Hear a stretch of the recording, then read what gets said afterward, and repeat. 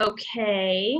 And so if you could just, if anybody can use the chat box to let us know you're hearing everything okay, that would be great. If we just get at least a few people telling us they can hear us, that would be perfect. I can hear you. Awesome, thank you.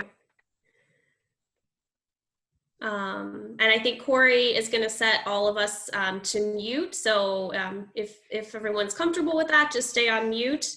And whether you have your video on is up to you.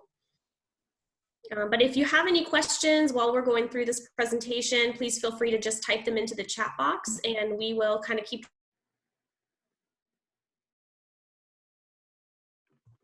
So we'll keep track of any questions you send over the chat box and we'll go through those at the end. Also, Cory, myself, and Lauren will all have our email addresses at the end that are on the slides. So if you had any other questions or anything else, other information or anything you need from us, you're welcome to email us as well. We know technology can sometimes be frustrating, so if you get kicked out or you get kicked off, please just come back to the same link and one of us can let people back in if they may need to come in. And also, Lauren has kindly prepared a certificate that we can send out to folks at the end of the presentation also. And we will save about 5 minutes at the very end. We're going to have a survey link just so folks can give us some feedback about how this presentation was. And so you can kind of share your thoughts with us that way. But thank you all so much for being here. We are really grateful that people are signing on today and that we can share this topic and talk about it. We all wanted to just give a little bit of our introduction and background so you know who you're talking to. So I guess I'll get started. My name is Jenn Farrell. I'm actually a staff psychologist at UCF Counseling Center. And it's my first year as staff there. I did 2 years of training before this. And I got my doctoral degree at the University of North Texas. I study attachment style and romantic relationships, forgiveness, grief and loss, those types of things. So really happy to be helping to present this. I also did work for a year at a domestic violence agency in Texas with victims or survivors as well as perpetrators of abuse. So turn it over to Cory or Lauren, whoever wants to introduce themselves next. I'm Dr. Cory Safra. I'm a licensed psychologist as well at UCF Counseling and Psychological Services. I have been at UCF CAPS for 3 years. 2 of my interest areas are relationship issues and trauma. And I previously have experience working at a diversion program where I did some in-home therapy with children and families, as well as I worked with adult and child offenders and worked in community mental health. Lauren, go ahead. Good afternoon. My name is Lauren Fortell, and I am a victim advocate at UCF. I love UCF. I love the community of UCF. Graduated from UCF and currently getting my master's at UCF. I've been an advocate for almost a decade. I started my advocacy career volunteering at a Central Florida domestic violence shelter. Shortly, I got hired on, and after that, kind of just worked my way up. Then I started working with the Florida Coalition Against Domestic Violence as a trainer and providing technical assistance to the 42 shelters in Florida. And I'm also part of the Florida Crisis Response Team. Thank you. Thanks, Lauren and Cory. So we'll jump in here. Just make sure I can actually get this to change. Okay. So we just put up a few learning objectives, things we're hoping to kind of cover or go over today. So we'll give a little bit of, I'm going to do some characteristics and background information about interpersonal violence kind of more generally. But the bulk of the presentation, what we're really hoping to help highlight is how the coronavirus pandemic is increasing risk for victims of interpersonal violence. And we're also going to try to provide some resources, some safety planning considerations that could be helpful.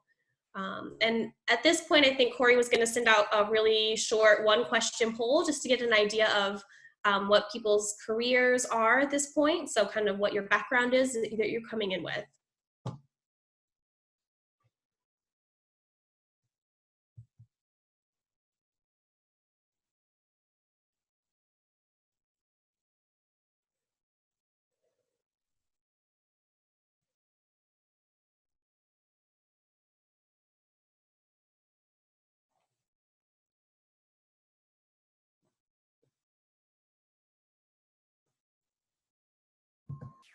And if you did put other, if you want to put in the chat box which profession you are, go ahead and let us know.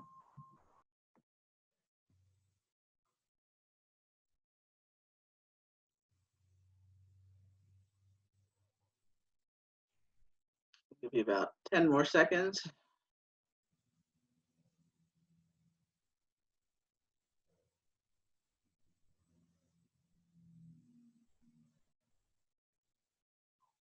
All right, end it. Okay, so almost half of us are mental health professionals, about 20% victim advocates, a few folks from university faculty or staff or child welfare, and about 20% have another profession. I don't know if we got any comments y'all want to share for that. Looks like we have some social workers, program manager at social services agency, a wraparound family partner. Beautiful. All right, thank you. Thanks for sharing that, everyone, so we kind of know who we're talking to. So just to kind of jump in here, again, this is sort of the background information, so I won't necessarily take a huge amount of time talking about this, but IPV is short for interpersonal violence. I also wanted to let you know that individuals may prefer to be called victim or survivor, so I may go back and forth while I'm doing the presentation. We'll kind of use either term. So when it comes to interpersonal violence or interpersonal terrorism or domestic violence, power and control are really the central components we think about. So the idea being that the perpetrator of violence is really focused on gaining power or control over the other person. So these two definitions we shared are it's a pattern of intentional behavior. It's intended to control or exercise power over another person, and it occurs within an ongoing relationship. Also controlling, abusive, and aggressive behavior in a romantic relationship. So there are multiple types of categories, rather, of interpersonal violence. We can think of physical abuse, sexual abuse, verbal or emotional abuse. So for example, physical can be basically anytime size or strength could be used to kind of intimidate or overpower someone. So that could be blocking someone's exit when they're trying to leave during a fight. It could look like shoving or pushing, twisting someone's arm, driving recklessly even could be considered physical abuse, endangering the person's physical safety. And then sexual abuse, of course, forcing sex would be an example. Also something like refusing to wear condoms or taping a sex act without the other person's consent. Verbal abuse, we think of a lot of like threats of violence or threats that you could hurt someone, you could spread rumors about them if you wanted to, name calling, put downs, things like that. And emotional abuse, something like threatening suicide. I actually read an article specific to college students in interpersonal violence, and it said one of the top reasons that victims or survivors didn't want to leave the perpetrator was because the perpetrator had threatened suicide and they were very scared that that could happen. So this could be denying phone use, could be a lot of jealousy. So different pieces like that go into the emotional abuse component. And then as we've all been kind of doing some reading and research, preparing for this presentation, there were some examples that came up specifically related to what's going on right now with the coronavirus pandemic. So things that victims or survivors have said they're going through at the time. So some of the things we saw were things like the perpetrator was refusing to allow them to wash their hands, refusing to allow them to get a face mask or wear a face mask, not allowing the partner to stay home if they're having any symptoms. of the virus, or not allowing the partner, kind of on the opposite end of the spectrum, not allowing the partner to seek medical care if they're having symptoms. So all of these different ways of kind of exercising control and power specifically within what's going on right now with the pandemic and the fear of health and safety around that.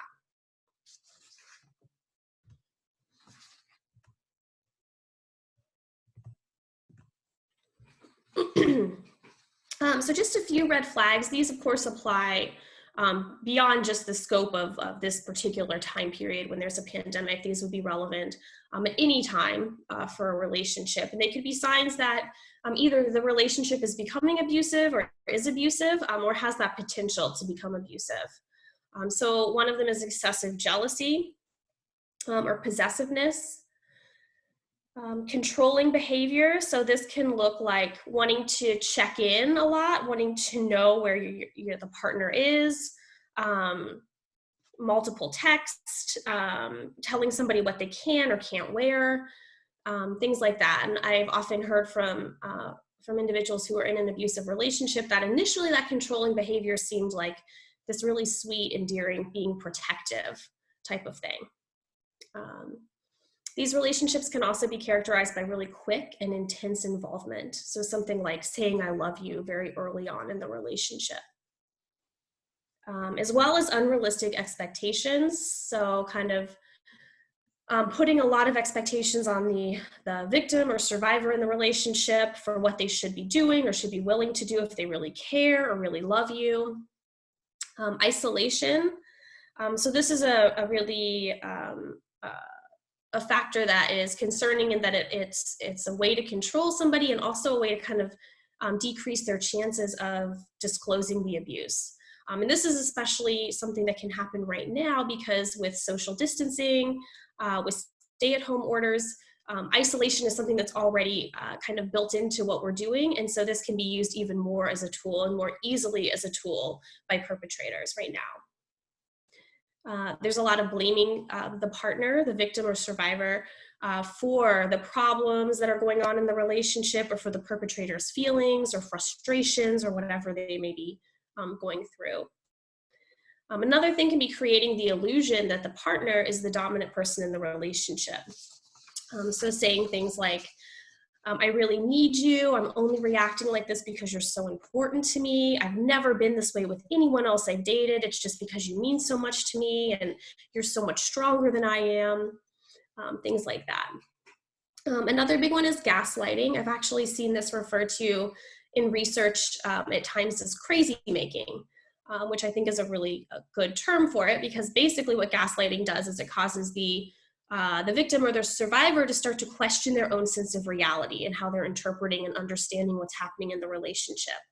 Gaslighting is essentially the perpetrator kind of becoming the owner of the truth and what is actually happening. So it can happen through minimizing, through denial, through blaming. So questioning what the victim or survivor is experiencing or saying they're going through. So this is kind of a lot of information here in one wheel, but really I think the highlight here is the power and control wheel is that a lot of times when we think about interpersonal violence, I think commonly people think of physical abuse is what comes to mind. And the wheel here is really trying to show there's multiple pieces that come into play with abuse. There's multiple forms of abuse that can happen. In fact, physical abuse may be a small portion of what's actually going on in an abusive relationship. So again, we kind of mentioned isolation is kind of made easier right now for perpetrators because it's part of what we're doing with social distancing, with staying at home. Economic abuse, I think, is also really relevant right now as people are facing potential job loss, the fear of losing their resources financially. It can be, I think, kind of used by perpetrators to justify taking more control over finances. It can also make it harder if a victim or survivor was hoping to start planning to leave or start saving money. That may not be something that's as easy or possible to do at this point. We also wanted to include, these are kind of power and control wheels that are really specific to the college student population. Because Cory and I work in college counseling, we also wanted to kind of include this information here. I think this is also really helpful as kind of we're looking at the power and control wheels that happen, because I think often victims may not recognize even that some of the dynamics happening are actually abusive. So I was reading a study, it's a bit older, about 10 years old, but a survey found that about 70% of individuals who'd been in an abusive dating relationship didn't actually realize it was abusive at the time they were in the relationship. It was only when they looked back on it that they realized what had been going on would be considered abusive. So a couple things just to highlight on these. Again, there's a lot of information, but college students do have some kind of unique sort of aspects that can make an interpersonal violent relationship more stressful for them. So for instance, economic, there's the financial aid component. So an abuser can control financial aid. They can pressure a victim into using that money to help pay for rent, pay for their tuition or a meal plan. Conversely, perpetrators could also say, well, I've paid for you to have X, Y, and Z, so you can't leave me now, you owe me, you're stuck in this. Academics, so an abuser can enroll in the same courses as the victim to kind of keep tabs on them and monitor what they're doing. This could also look like starting a fight or conflict before an exam to create that extra stress. It could be telling the victim they're not smart enough to be in college. So again, a verbal put down related to academics, or pressuring the victim or survivor to skip classes. Well, if you really loved me, you'd want to spend more time with me and you don't need to go to that class today, things like that. And technology here, I think, is also an important piece. So this can be kind of demanding that you get the perpetrator demanding passwords to get access to social media or email, things like that.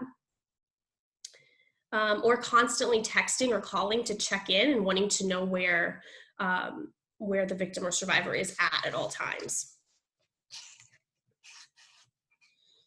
And isolation for college students, this can also look like a perpetrator really discouraging a victim or survivor from going home and being with family or friends during breaks, or really discouraging them from applying for an internship or studying abroad. So those can also be ways to kind of restrict them and kind of keep them more isolated. And then Cory and Lauren, anything I'm leaving out here that you feel like you want to add in? Or y'all can interrupt me if you want to. No, I just wanted to say if the words are too small, if you double click on the PowerPoint right now, the words will get bigger and you might be able to see it a little bit better. Do you want me to do that right now to show it? No. I just meant if you're participating in the webinar. Oh, okay. Trying to see the words. Your screen might be smaller, so in order to enlarge it, you can double click on the screen. Great, and I'm sure this is something too, if folks emailed us and wanted copies of this, we could send out the wheels too over email if you want to look at it more closely. So specifically also for college students and interpersonal violence, about a third of college students report experiencing dating violence by a previous partner. And about a fifth of college students report experiencing dating violence by a current partner. Additionally, just to give some more statistics, about half of all women and men in the United States have experienced psychological aggression by an intimate partner in the course of their lifetime, which is a pretty huge number. And when we think about college-aged women in particular, that is actually the age group that's at the highest rate of experiencing partner violence or domestic violence. So women 16 to 24 years old have the highest rate of interpersonal violence that they experience. That group is most impacted. And also college students are not well equipped to deal with dating abuse. So over half of them say that they have some trouble identifying it. And over half also say they don't really know how to help someone who's experiencing it. There's also some concern that they report about not knowing if it's their place to intervene or what they should say or how they could help someone, a friend or somebody they know who's in a violent relationship. I'm going to turn it over to Cory. Okay. One of the things I just wanted to add, I'm not sure if people joined late or anything like that, but if you guys have any questions, feel free to type in your questions in the question box, either address it to everyone in the meeting, or you can address it to me or one of the other co-hosts as we're going along here. So feel free to do that. So I'm going to talk a bit about the relationship between interpersonal violence and COVID-19. With increased stressors and increased time together and less physical space, there's going to be a big increase in violence and abuse. I apologize, you might hear some thunder outside. Thunderstorms right over me right now. So with COVID-19, there's going to be a lot of barriers and obstacles as I continue on to the next slide here. So everyone is trapped in their home, and if you're trapped in your home with an abuser, that can also make it pretty difficult. So it would increase feelings of helplessness for the victim.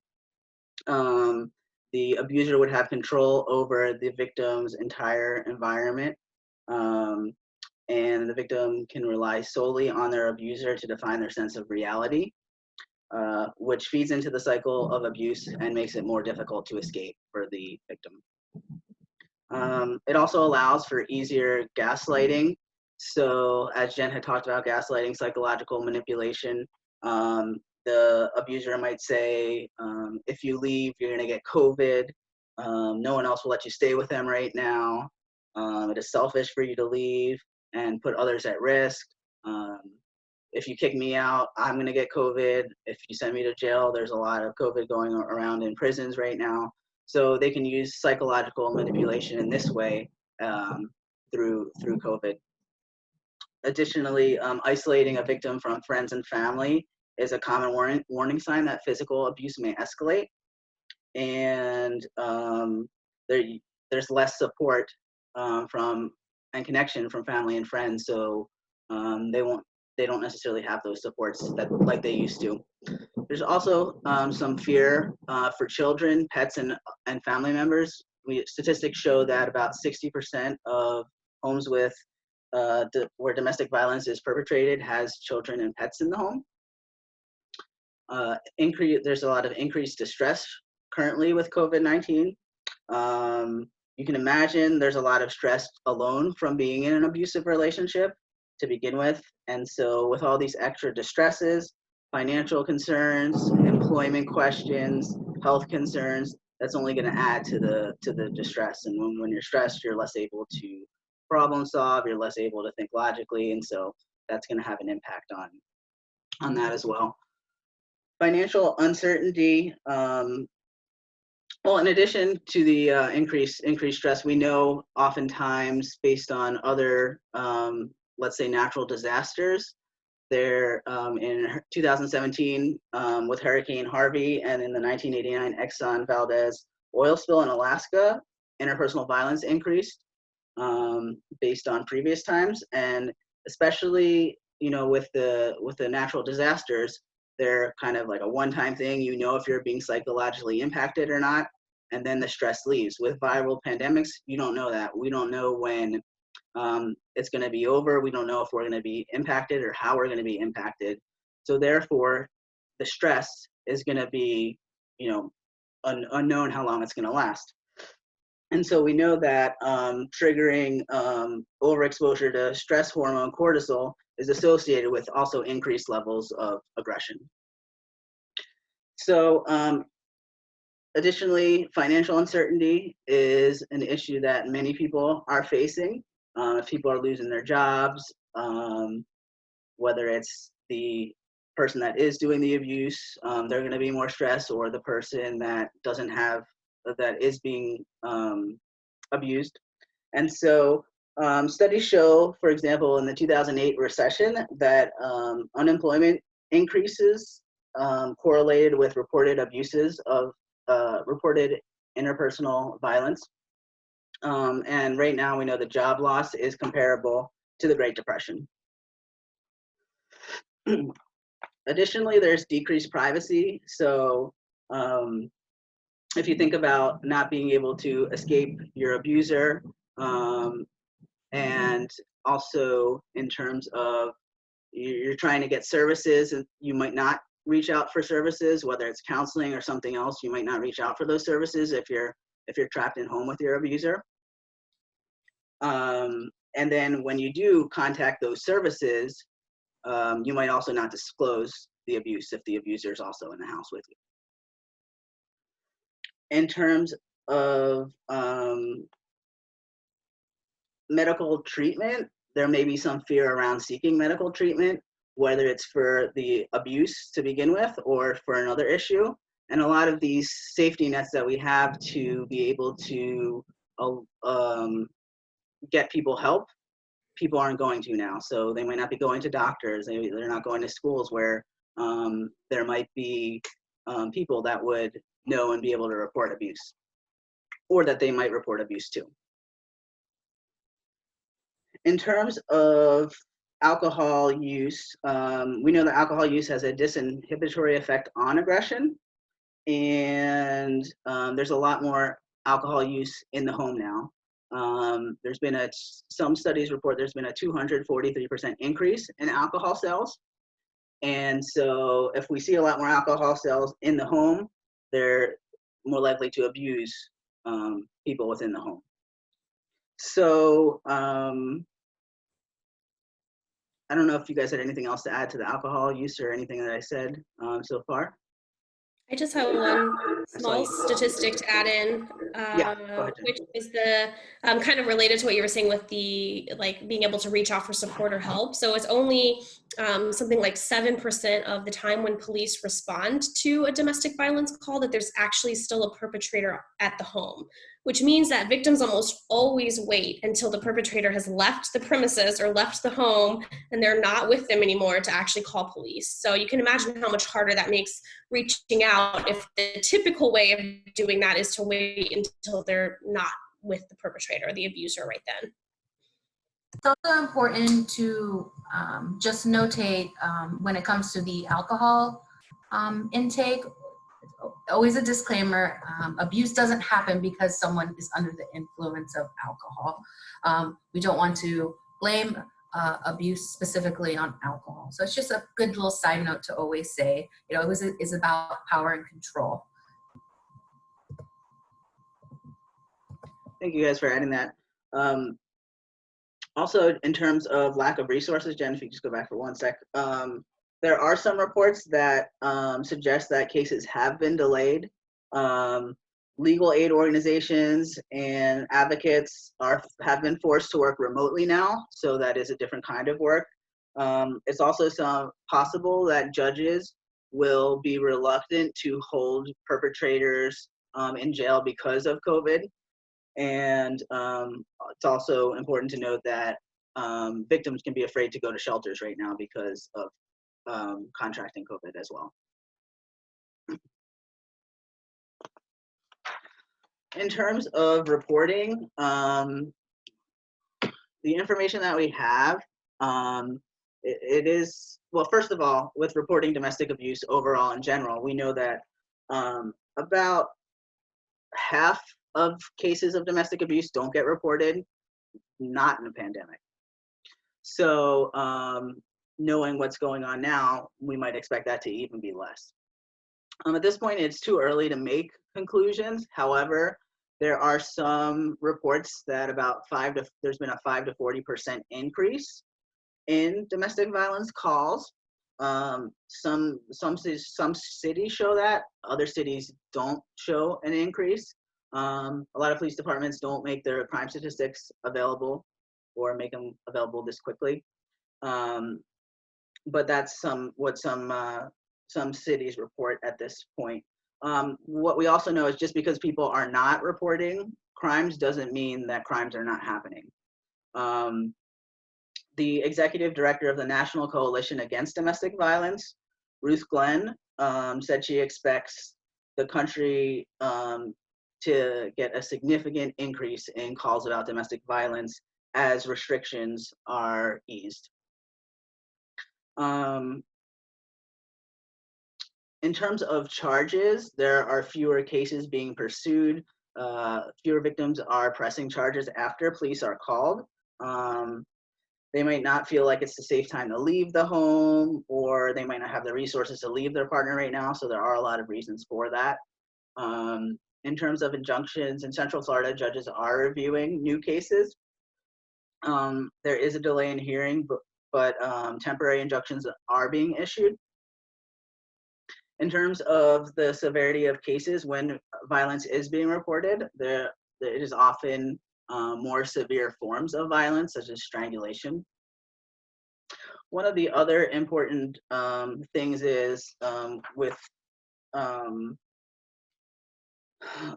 shelters that they are losing some funding. So I saw some reports that shelters were losing up to 20% of funding, and is causing some shelters to consider cutting services or hours. Shelters are trying to take precautions with COVID-19. They're reducing capacity. They're limiting the number of staff at a given time. They've asked residents to stay home when they can, and they place 6-foot markers. At least some shelters have. There's also some differences with contacting shelters. For example, some shelters have added text services, online web chat services, and some people are contacting through Facebook Messenger. Crisis hotlines are available locally and nationally.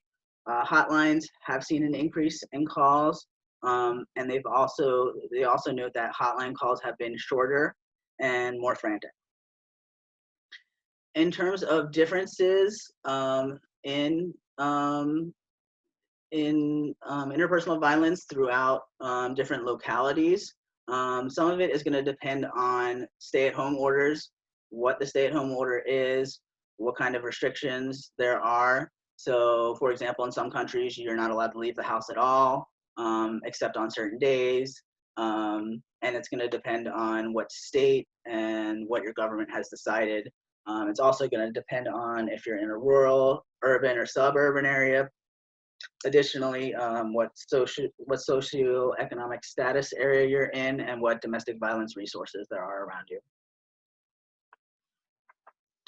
In terms of interpersonal violence around the world, the National Population Fund has projected that a 3-month quarantine will result in a 20% increase in interpersonal violence throughout the world, which is comparable to 15 million additional cases of interpersonal violence. 60%, there's been a 60% increase in domestic violence calls by women in April 2020, according to a World Health Organization member compared to the same time last year. There have been responses by other countries, including code words. In France, pharmacists have given code words so they can contact authorities. In Greenland, they've limited the sale of alcohol. In Italy, they developed an app that allows people to ask for help without making a phone call. And in some places in the US, they have done that too. Some domestic, in New York, they use code words for pharmacies in some places, and they're trying to train grocery store employees to look for signs for domestic violence. Since many other places that would normally capture that and be able to know that, like doctors and schools are now closed. Some domestic violence agencies are also partnering with hotels so they can keep people in hotels away from their home and be safe.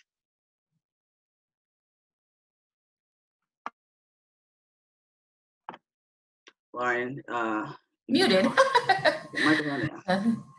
So safety plans are a personalized, practical plan that includes ways to remain safe while in a relationship, planning to leave, or even after you leave.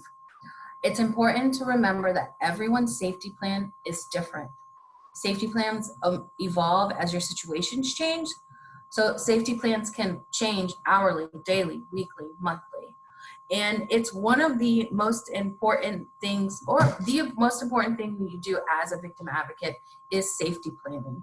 And we could, email a client or someone that requests a safety plan, just a general safety plan, which is a lot of the things that I'm going to be going through.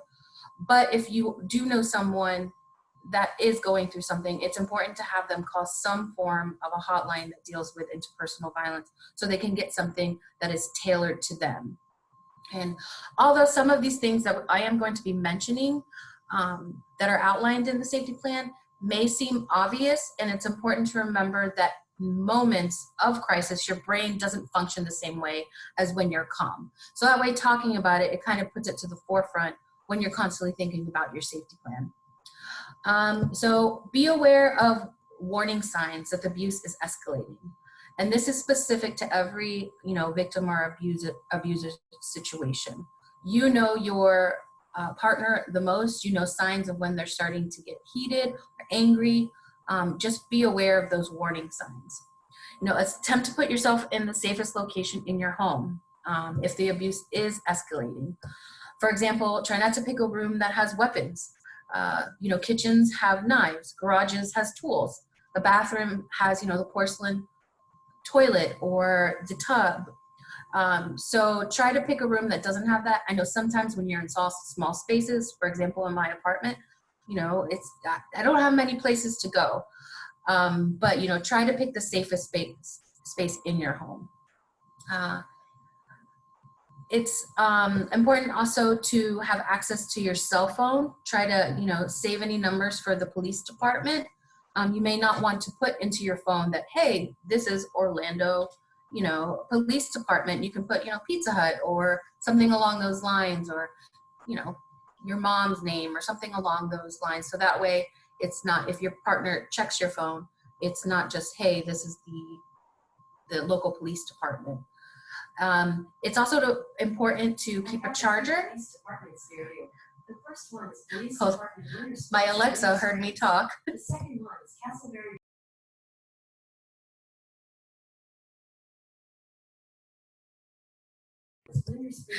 So sorry. We have 4 presenters now. This would happen to me. So make sure to have your phone charged, possibly have a charger in your car in case you run to your car. And then also, if you have any old cell phones lying around, hide them in places, in the kitchen drawer, maybe in the back of the bathroom cabinet, because all cell phones call 911, even if they are not connected. Also, document the abuse if you can. Save any photos, text messages, try to keep a journal of violent incidents and a date of the incident. Granted, again, this could be very hard if you have a very controlling partner, but we could also try to, if you do have a close friend that knows what's going on, let the close friend document that abuse for you, so that way at least there's somewhat of a timeline. Also, keep your car's photo ID and cash on hand should you need to make an escape. Copies of important documents and possibly a change of clothes in a bag. A question that often is asked is how I'm able to keep a bag hidden from my partner. Well, we live in beautiful sunny Florida, and where we get hurricanes. So we say to have a hurricane bag. Your partner finds this bag in the closet with a change of clothes, copies of important documents. Say, oh, it's just a hurricane bag in case we need that for an emergency. Brian Norcross told me, that we need to have an emergency bag in our closet or trunk of our car. Another option, again, is hiding in the trunk of your car or under the spare wheel. If you have a trusted friend or family member, have that bag, at their house. Sometimes it's really great to have, your friends or a neighbor or, family know about your situation. Some people don't want to let their family or friends know about the situation. But, possibly develop a code word when you need help. So you text them a certain word that they will call the police for you. For example, just a couple weeks ago, there was something going around on Facebook that said, if you're currently stuck in an isolation with someone who is abusive, send me a message asking if I sell makeup. If you message specifically about eyeliner, I'll know to ask for your address for shipping and contact law enforcement for you. So that's kind of an example of what a code word is. Again, it doesn't have to be so exaggerate, but sometimes it does, because you do have, again, a partner that is very controlling and monitors every move. Identify a safe hiding place for your children. You know, let them know that it's not their job to protect you. It is their job to stay safe. So, you know, if you and your partner, mommy and daddy are arguing and we really need to, you hear some things thrown around or some loud words, I need you to go to this safe space. Don't worry about me, worry about yourself. Also, it's really important to trust your gut intuition. You know your abuser, the perpetrator, and situation better than anyone else does. I could sit here and tell you all of these things, and every single thing I may be telling you is like, nope, not for me, nope, not for me, or not for your specific client. And again, that's why it's important to try to get a personalized safety plan. Also, you will also want to identify different areas of vulnerability should, you do want to discuss with your client, such as, right now, not many people have a social life, but social life, any technology and social media. You would be amazed of how many people put their phone number on their Facebook, and all it takes is to have that one friend in common where, your abuser calls your friend in common and says, hey, what's the number that's on, Lauren's page? And then they have now your phone number again if you change the phone number. Another big thing, is Uber. Do you share an Uber account together? You share an Uber account together and you pick up Uber one day, they know exactly where you were dropped off and where you're getting picked up. If they're going to school, you want a safety plan around their school and also their work. So important resources. So I know we do have a lot of people from Central Florida around here that probably know a lot of these resources. There's Harbor House, which is the domestic violence shelter in Orange County. They are taking clients. There is Safe House. They're in Seminole County taking clients as well. They do have their courthouse closed, advocates closed right now, but they are doing intakes over the phone if needed. Help Now in Osceola County. They are accepting clients. Victim Service Center. They help the entire Central Florida area. Again, 24-hour hotline. The Domestic Violence Florida statewide hotline. They're available. All of these on this page are available 24/7 if you need to talk to anybody. Okay, and then we have the National Domestic Violence Hotline. They have more than 200 languages, and they also have a chat feature if you are wanting to do chats. There's the crisis text line where anytime you text to home to 741-741, you'll get a live crisis counselor right to you. Love is Respect is a resource that is towards teens and to engage, educate, empower, and end abusive relationships. And you can text love is to 22522 anytime as well. We have our counseling department, also known as CAPS. They're available Monday through Friday. Still during this time of COVID, they're seeing people via Zoom or Skype.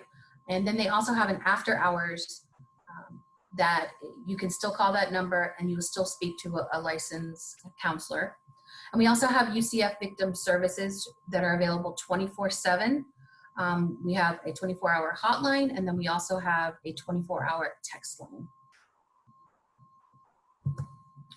So UCF Victim Services, I know again we're all from Central Florida right now, but UCF Victim Services provides confidential advocacy and support to the UCF community 24 hours a day, 7 days a week, holidays, anytime you need to talk to someone, if you call that hotline, someone is going to be available for you. Our clients are informed of all the different options that we have that include crisis counseling. We provide a lot of emotional support, safety planning. We provide help with injunctions for protection. We give reporting options. Our clients are all informed of the reporting options and disclosure options, and we empower them to make the best decision for themselves. Not everybody's ready to report at that time, but we want to make sure that they make that decision, and then we support them in that decision and help them along the way. If they do decide to report, we can go to court with them. Granted, things are kind of like weird right now with COVID and everything along those lines, but we are available by telephone or by Zoom. And again, 24 hours a day, you can give us a call.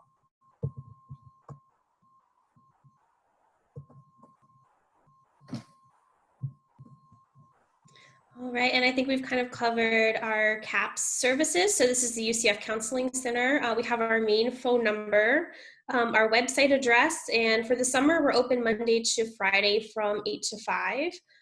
So you're still free to call, speak to a counselor, do an intake, get started with services if you're a student enrolled at UCF. And as Lauren mentioned, we do have a crisis number. So 24/7, there is someone that you can reach through our main phone number, the 407-823-2811. During the time that we're closed, you're just going to get a menu of options, and you'll click on option number 5 to be directed to that crisis counselor. Well, now's the time. If anyone has any questions, feel free to add it in the chat box. It should be on your right side, and we will do our best to answer those questions. Additionally, you'll have my email, and then on the next slide, there'll be another email. There'll be everyone's email. So feel free to email any of the 3 of us to ask some questions. So we'll wait and see if anybody has any questions. In the meantime, on that other page, if you don't have any questions, feel free to fill out that survey. So there's a little key on the bottom of the screen. You can just hold your phone up to it and fill out the survey for us. Jen, if you can just go back. Yeah, I'll say, do you want me to let them copy email addresses and then go back, or just go back? Either one. Just do this. So does anyone have any I'll questions? go back to the email addresses.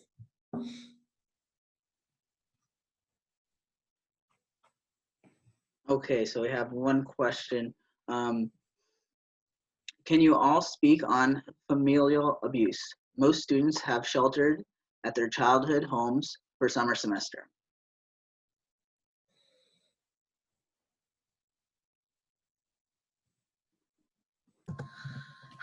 Yes, absolutely. The familial abuse is happening in the homes. A few researchers have shown that as of right now, even the child abuse hotline is down 50% compared to what it was this time last year. A lot of times the places that we go to seek help, our teachers, the doctors, our aunts or uncles that are seeing the abuse, they're not able to report it. Absolutely, we live by something at UCF, at the UCF PD. If you see something, say something. If you hear your neighbors kind of going about something weird, call that hotline. Rather be safe than sorry. It's hard. It's just like what's going on with domestic, interpersonal violence between, intimate partners. It's happening with the familial as well. It's just going on with the same safety plans. If you have a student that does call you and say, I need help, my dad is hurting me. Granted, most of us on here are child abuse reporters, but that only goes to 18. So it's typically a little bit harder, but you do want to support them, let them know their options as well, just as you will with intimate partner. And I think this is the time that those text services are really helpful. and I've had clients, we're doing tele-mental health right now at CAPS, and not necessarily for this reason, but I've had clients who even like are going and sitting in their car for a session or for a check-in because it gives them that privacy and that space. And so I agree with Lauren, like if there's some way to help them get connected and then kind of stay connected in a way that's safe for them, that can even be part of the safety plan, is how do we keep you checking in with me? What's a safe way? What are resources you can use? Where can you find some privacy or space or time to reach out if you need that support? Right now, kind of have somebody you're in contact with and who knows what's happening. So being able to safety plan and find a way for them to be able to connect with you to safety plan and stay in touch.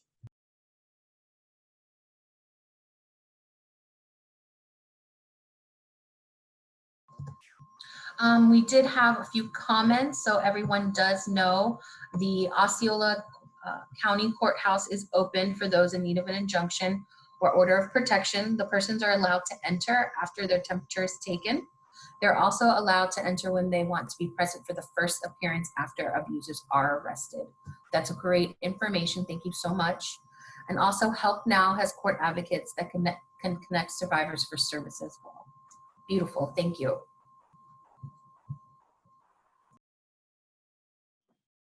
If anyone else has anything they would like to share, you're welcome to type it in the chat box, or if you have any other questions, feel free to add that in the chat box.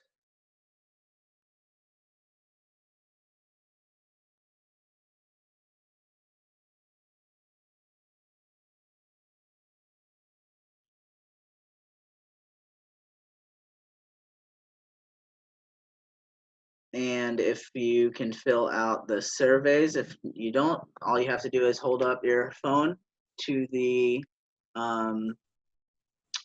little square and it'll take you to our survey. It should take about 2 minutes or so. 5 minutes, yeah, I would say less than 5 minutes probably. Yeah. So we did have a question, what safety measures are the shelters taking to prevent the spread of COVID-19? So every shelter does have their own guidelines. I know temperature is being taken. Many of the shelters are putting up that plexiglass if they are having to speak with a client and providing them with services. Also, a lot of the shelters are communal living. So they are limiting the amount of people that can go in so that families are in their individual spaces. Again, every shelter has different guidelines, but I can tell you they're cleaning those places more than they have ever cleaned those places, and sanitizing them, disinfecting them, because they want to be safe as long as the people that are in there. You know, we have someone escaping abuse in a DV shelter. The last thing we want them to put on their plate as well, oh no, I just got COVID because of the place that we went to. Very good question.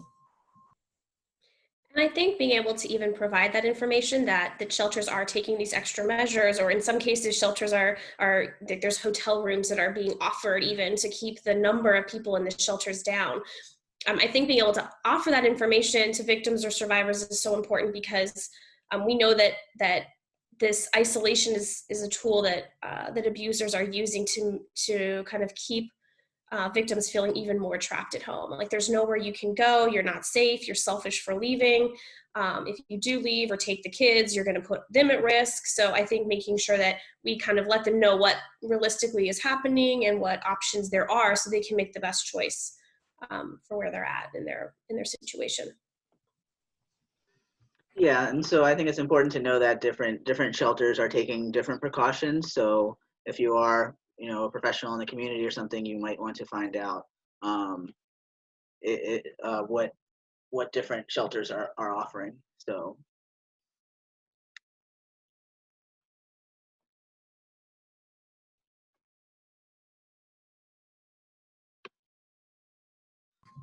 All right. Well, so much for attending. There you go. Thank you so much for attending. We won't be sending the PowerPoints out, but we can do send you the recording if you would like. Again, we're available, via email. You have our phone numbers if you need to talk or have more questions, or if possibly you want to see a webinar on something more specific, we can absolutely see what we can do about that. Thank you so much for attending. I know it's very hard during all of this. We have so many things to do. I'm getting emailed so many webinars a day, but thank you so much for choosing us to listen in. Thank you all. I appreciate this. And will there be, they will be emailed to you individually, yes, the certificates.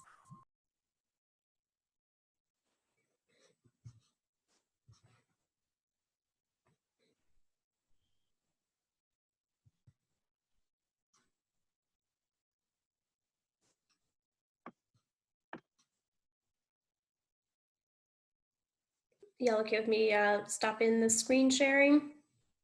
Yeah. How would you know our email addresses?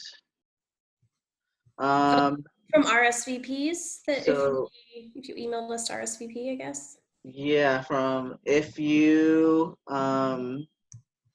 did not RSVP, feel free to email any one of the three of us, and we can send you it.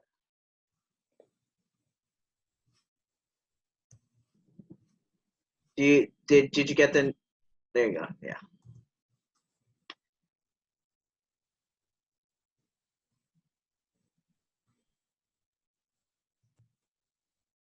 Just want to make sure that everybody was able to copy down the email if they need to before I end the meeting.